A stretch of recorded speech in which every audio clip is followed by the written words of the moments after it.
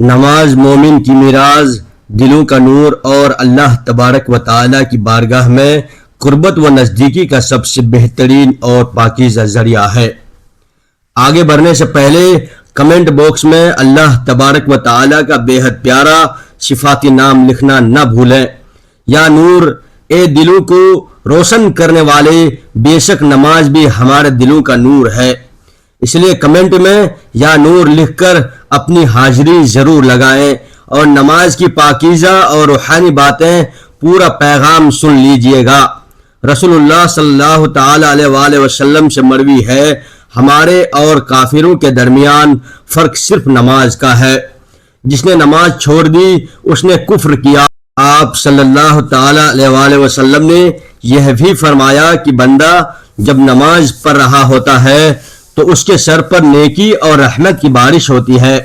Number 3، بے شک نماز ہی انسان کی سب سے بہترین شانتی ہے، دنیا سے لے کر قبر تک، قبر سے لے کر حشر تک اور حشر سے لے کر جنت کے دروازے تک۔ رسول اللہ صلی اللہ تعالی علیہ وآلہ وسلم نے فرمایا، جس نے فجر کی نماز پڑھی وہ اللہ کی پناہ میں آ گیا۔ تو تم اللہ کی اس پناہ کو اپنے ہاتھوں سے کبھی جانے نہ دو۔ آپ صلی اللہ تعالی علیہ وآلہ وسلم کا فرمان ہے کہ فجر کی نماز سے پہلے کی 2 رکعت سنتیں دنیا اور دنیا کی تمام تر چیزوں سے کہیں زیادہ افضل ہے۔ حضور پاک صلی اللہ تعالی علیہ وآلہ وسلم نے فرمایا کہ ہرگز وہ آدمی جہنم میں داخل نہیں ہو سکتا جو سورج نکلنے سے پہلے فجر کی نماز اور سورج ڈوبنے سے پہلے عصر کی نماز پابندی سے پڑھے۔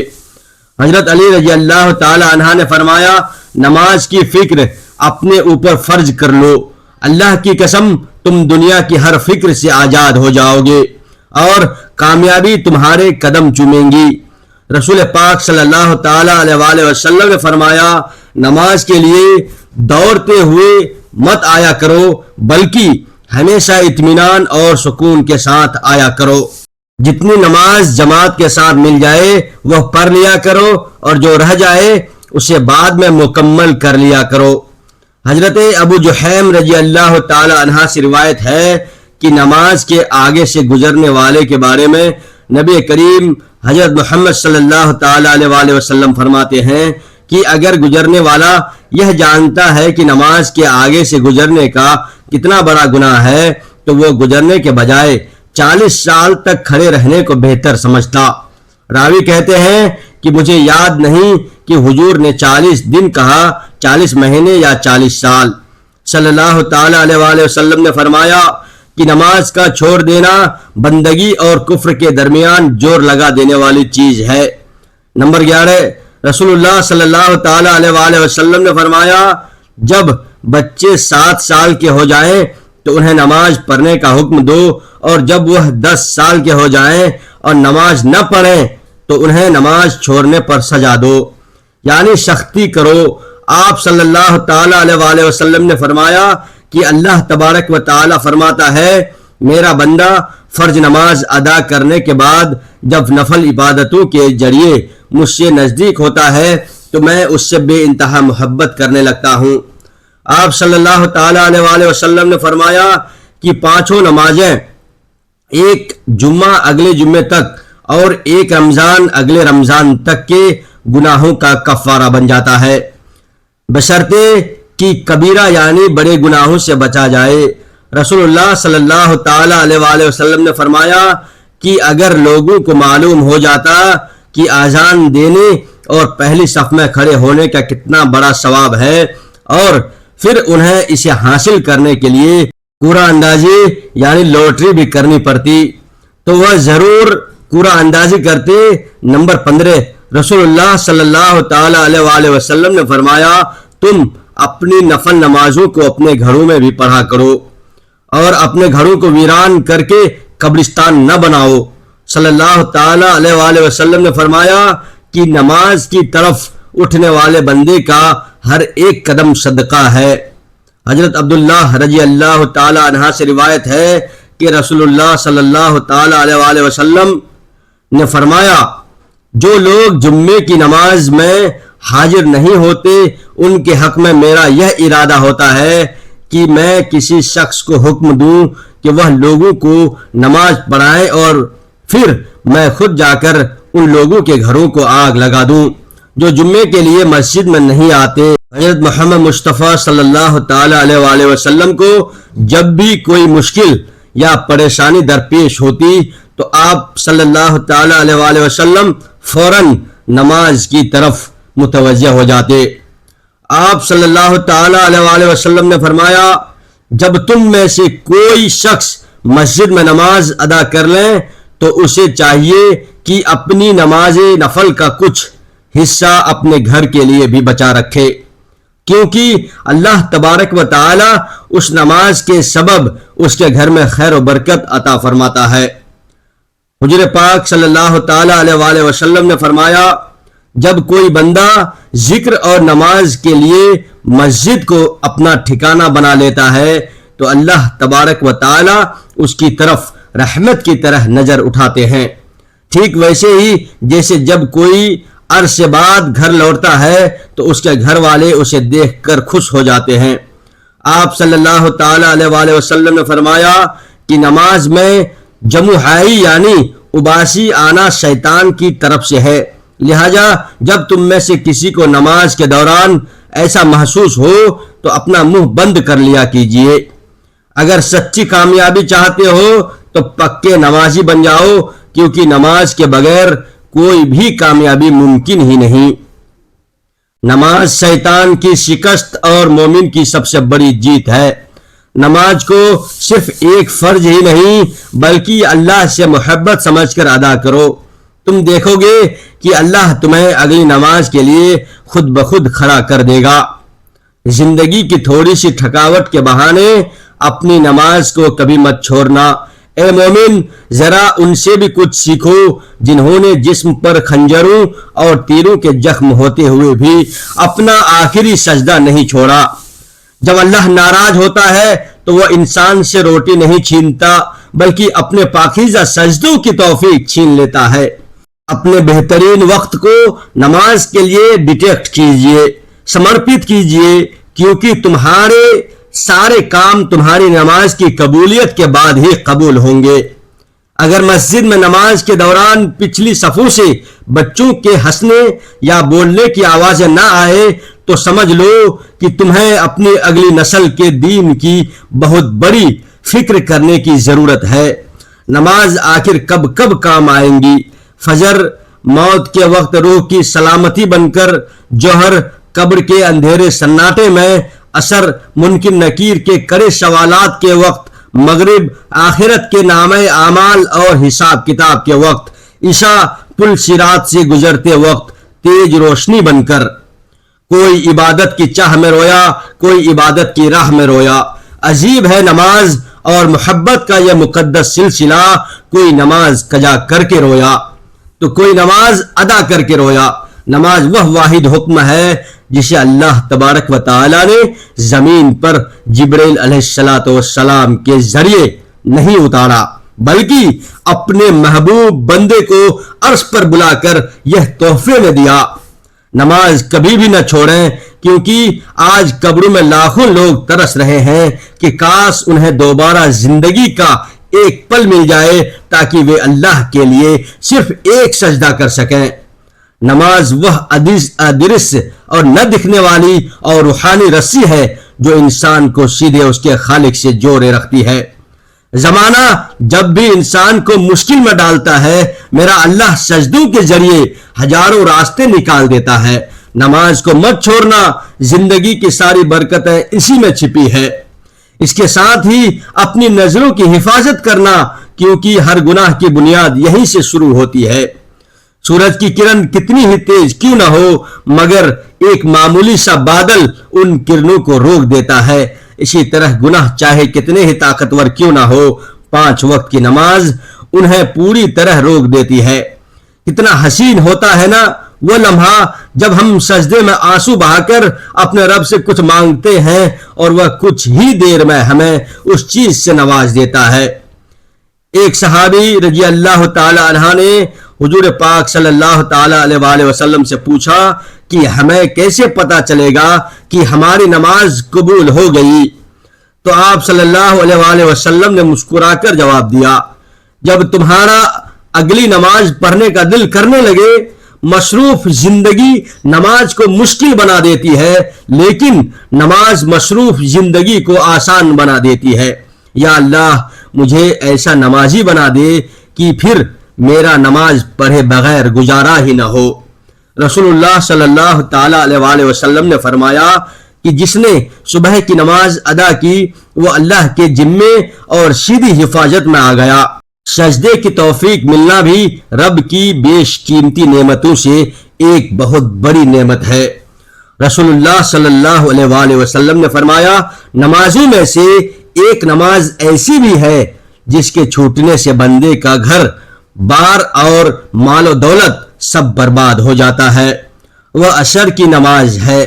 حضرت علی رضی اللہ تعالی عنہ کا فرمان ہے کہ نماز کے لیے سستی دکھانا ایمان کی کمزوری کی سب سے بڑی علامت ہے۔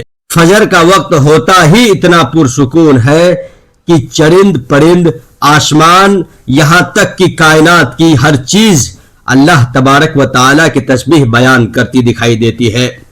جب 5 وقت کی نمازیں بھی اللہ سے گفتگو کرنے کے لیے کم پڑنے لگے نا، تو سمجھ جاؤ کہ تمہیں اللہ تبارک و تعالیٰ سے سچی محبت ہو گئی ہے اور اس نے تمہیں اپنے بہت قریب کر لیا ہے۔ بہت قیمتی ہوتے ہیں وہ دکھ جو تمہیں نماز کے مصلی تک لے جاتے ہیں۔ فجر کی نماز قضا کر کے ایک کامیاب اور خوشحال صبح کی امید رکھنا نادانی کے سوا کچھ نہیں ہے۔ تہجد کے وقت اگر تمہاری اچانک آنکھ کھلے تو سمجھ لو کہ بلاوا سیدھے آسمان سے آیا ہے۔ کیا یہ سزا کافی نہیں کہ اللہ تم کو دنیا کا سب کچھ دے کر بھی اپنے سجدے کی توفیق نہیں دے رہا؟ قبروں میں انگنت اور لاداد ایسے لوگ دفن ہیں جنہیں کل سے نماز شروع کرنی تھی۔ نماز سے یہ مت کہو کہ مجھے کام کرنا ہے، بلکہ اپنے کام سے کہو کہ مجھے نماز پڑھنی ہے۔ جسم کی تندرستی نماز میں ہے، دل کی طاقت قرآن میں ہے، دل کی قوت ذکر الہی میں ہے اور روح کی راحت درود پاک پڑھنے میں ہے۔ نماز مٹی سے بنے انسان کو اپنی نورانی برکت سے سونا بنا دیتی ہے۔ بہت سکون ہے اس میں جسے لوگ نماز کہتے ہیں، بے شک نماز سے زیادہ سکون دنیا کی کسی بھی چیز میں نہیں ہے۔ یاد رکھو، نماز دن میں 5 وقت فرض ہے، لیکن اچھا اخلاق 24 گھنٹے فرض ہے۔ ہماری ہر پریشانی کا سب سے خوبصورت اور بہترین حل صرف نماز ہی ہے۔ رب کے عشق میں ایک مقام وہ بھی آتا ہے جہاں دعا تو بہت دور کی بات، انسان صرف دل میں سوچتا ہے اور اللہ پاک اسے نواز دیتا ہے۔ یا اللہ مجھے ایسی عزت اور خوشی سے بچانا جو تیری نافرمانی اور تجھے ناراض کر کے حاصل ہو۔ سجدے کی خوبصورتی یہ ہے کہ ہم زمین پر سرگوشی کرتے ہیں اور ہماری آواز سیدھے عرش پر سنی جاتی ہے۔ جب آدمی نماز کے لیے کھڑا ہوتا ہے تو جنت کے دروازے کھول دیے جاتے ہیں اور اللہ تبارک و تعالی و اس بندے کے درمیان کے سارے پردے ہٹا دیے جاتے ہیں۔ نماز کا درجہ دین میں ویسا ہی ہے جیسے ہمارے بدن میں سر کا درجہ ہوتا ہے۔ زمین کے جس حصے پر نماز کے ذریعے اللہ کو یاد کیا جاتا ہے وہ حصہ زمین کے دوسرے حصوں پر فخر یعنی گرو کرتا ہے۔ مسلمان جب تک 5 نمازوں کو فکر کے ساتھ ادا کرتا رہتا ہے، شیطان اس سے ڈرتا رہتا ہے، اور جیسے ہی وہ نمازوں میں کوتاہی کرنے لگتا ہے شیطان اس پر حاوی ہو جاتا ہے۔ جو شخص 2 رکعت نماز پڑھ کر اللہ تبارک و تعالی سے دعا مانگتا ہے، اللہ پاک اس کی دعا کو ضرور قبول فرما لیتے ہیں۔ جو شخص تنہائی میں 2 رکعت نماز پڑھے جسے اللہ اور اس کے فرشتوں کے سوا کوئی نہ دیکھ رہا ہو تو اسے جہنم کی آگ سے آزادی کا پروانہ مل جاتا ہے۔ جو 5 نمازوں کا مکمل اہتمام کرتا ہے اور وضو، رکوع اور سجدے وغیرہ کو اچھی طرح سے پورا کرتا ہے، جنت اس کے لیے واجب ہو جاتی ہے اور دوزخ اس پر حرام ہو جاتی ہے۔ جو شخص صبح کی نماز کے لیے نکلتا ہے اس کے ہاتھ میں ایمان کا جھنڈا ہوتا ہے، اور جو صبح صبح بازار کی طرف بھاگتا ہے اس کے ہاتھ میں شیطان کا جھنڈا ہوتا ہے۔ جب کوئی آفت آسمان سے اترتی ہے تو مسجدوں کو آباد کرنے والوں سے ٹال دی جاتی ہے۔ اللہ نے سجدے کی جگہ کو آگ یعنی جہنم پر حرام کر دیا ہے۔ اللہ تبارک و تعالیٰ کو بندے کی تمام حالتوں میں سے سب سے زیادہ پسند یہ ہے کہ وہ بندے کو سجدے کی حالت میں پڑے ہوئے دیکھے۔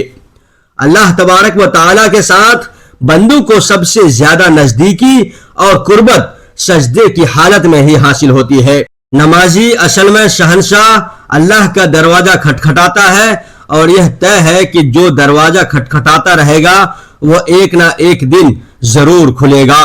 نماز دل کا نور ہے۔ جو اپنے دل کو نورانی بنانا چاہے وہ نماز کے ذریعے بنا لے۔ جو شخص اچھی طرح سے وضو کرے پھر خشوع خضوع کے ساتھ 2 یا 4 رکعت نماز فرض یا نفل پڑھ کر اپنے گناہوں کی معافی چاہے تو اللہ تبارک و تعالی اسے ضرور معاف فرما دیتا ہے۔ جب آدمی نماز میں داخل ہوتا ہے تو اللہ تبارک و تعالی اس کی طرف پوری توجہ فرماتا ہے، اور جب وہ نماز سے منہ موڑتا ہے تو اللہ تبارک و تعالی اپنی توجہ ہٹا لیتا ہے۔ اللہ تبارک و تعالی نے کوئی بھی چیز ایمان اور نماز سے افضل و بڑھ کر فرض نہیں کی۔ اگر اس میں افضل کوئی اور چیز ہوتی تو فرشتوں کو اس کا حکم دیا جاتا۔ فرشتے دن رات عبادت میں ہے، کوئی رکوع میں ہے تو کوئی سجدے میں ہے۔ اللہ تبارک و تعالیٰ کا ارشاد ہے، اے آدم کی اولاد، تو دن کے شروع میں 4 رکعت نفل چاشت پڑھنے سے عاجز نہ بن، میں پورے دن تیرے سارے کاموں کی ذمہ داری لے لوں گا۔ اللہ تبارک و تعالیٰ کے نزدیک سب سے زیادہ پسندیدہ عمل وہ نماز ہے جو اس کے طے وقت پر پڑھی جائے۔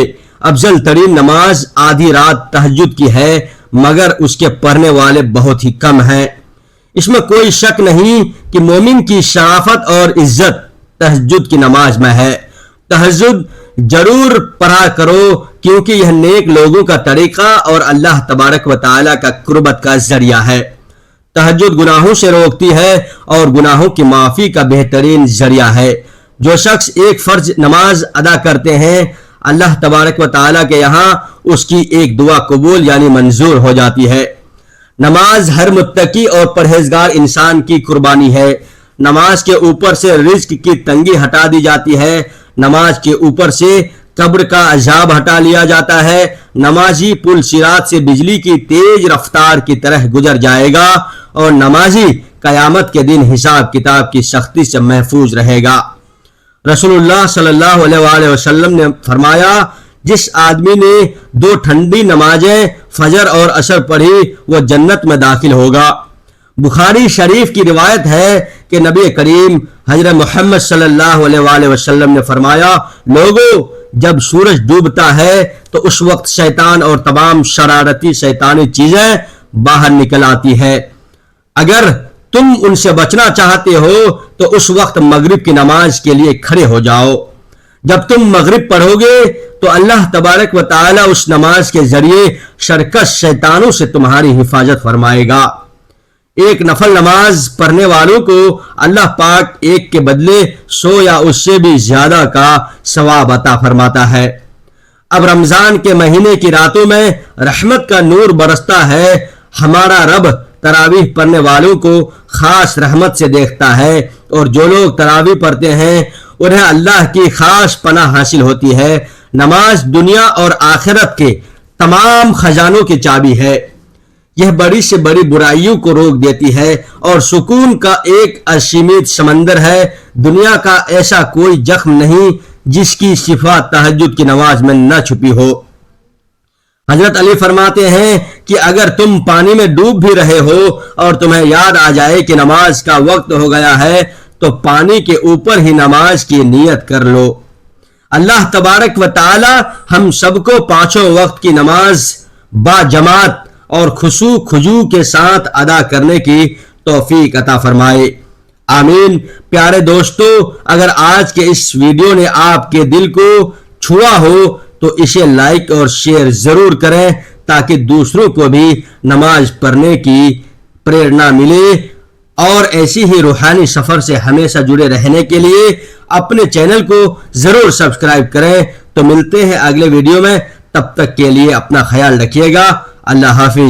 السلام علیکم ورحمۃ اللہ وبرکاتہ.